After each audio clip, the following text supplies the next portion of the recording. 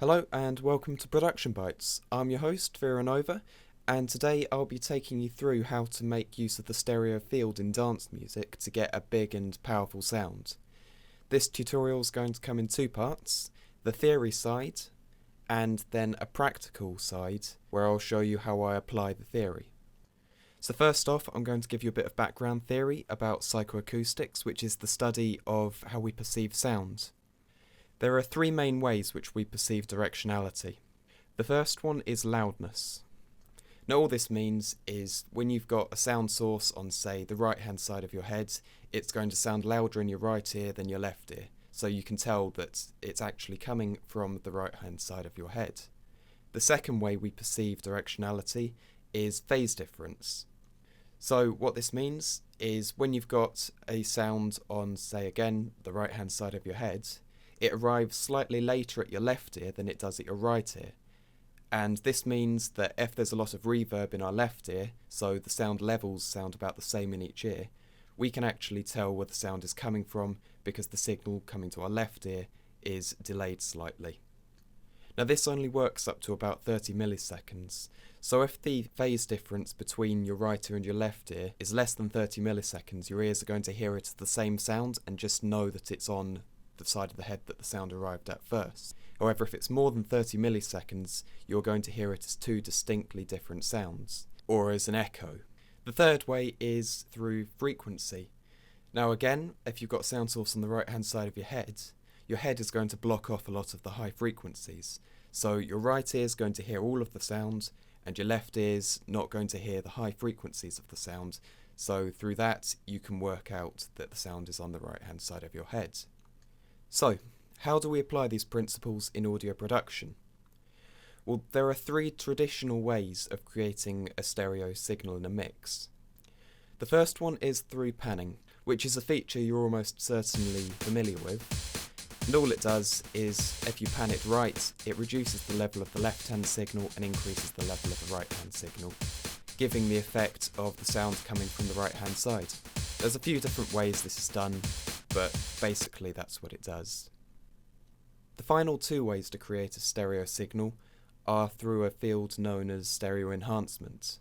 Now this comes as phase offset and phase flip. Phase offset goes back to the phase difference we talked about with psychoacoustics.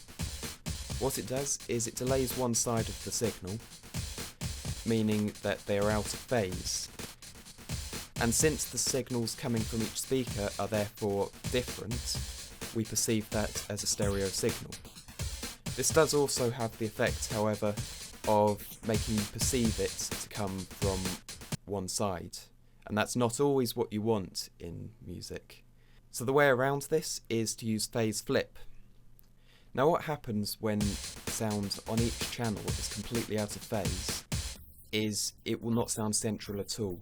It will sound completely wide, as our ears can't determine which side it's coming from. A complete phase inversion is the widest you'll ever get in a stereo mix. So if you're looking to get the biggest, widest mix possible, you're going to want to incorporate some of this. Of course, both of these last two techniques are not without their problems. The moment you start playing with phase in a stereo source, you can get what's called phasing, where when the signal is summed back to mono, it can partially cancel itself out or completely cancel itself out in the case of a phase inversion. However, this can also be used to your advantage, which I'll be discussing in the practical side of this. One last method I want to talk about for creating a stereo signal is with synthesis.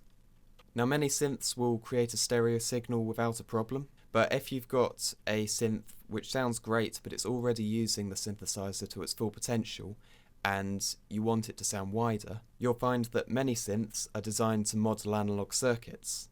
So what this often means is if you duplicate the synth and pan one hard left and one hard right, each synthesizer will create a slightly different signal, which will allow you to perceive the signal as a lot wider than the individual synth on its own.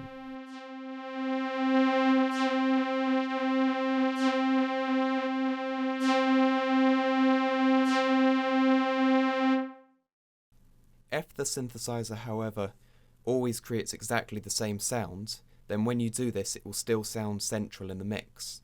So what you can do with this is just go into one of the synthesizers and tweak the waveform slightly so that it does sound different on each ear, and then problem solved, it will sound wide again.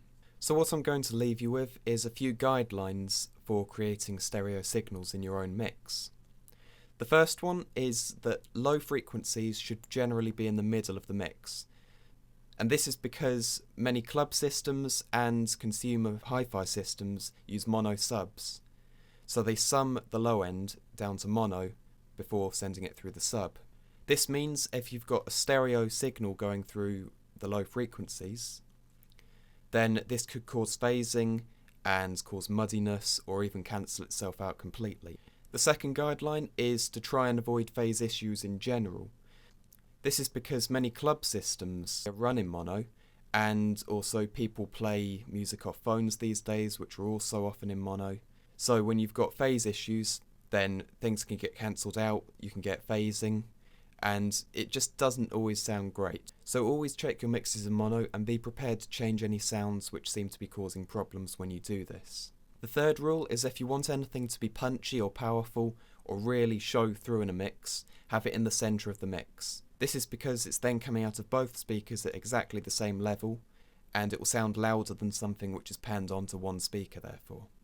And the fourth guideline is to use your ears to work out if it sounds right, not your eyes. There are a lot of visual meters which can show you your mix and show you the stereo signal, but your ears are a lot more valuable to you than those. A way to think about the stereo mix is as an equilateral triangle. So the horizontal plane in the triangle is the stereo field, and the vertical plane is the amplitude. So you want the middle of your mix to be the loudest parts, and the sides of the mix are just there to complement it and are there quieter. This does follow on from the third guideline, where the centre of the mix will sound louder to you because it's coming out of both speakers, and that's how you should be looking to mix it. So that's it for part 1 of this episode. Please subscribe, comment and like, and if you have any suggestions for future tutorials, then head over to our Facebook page and pop them on there. So part 2 will be along next week.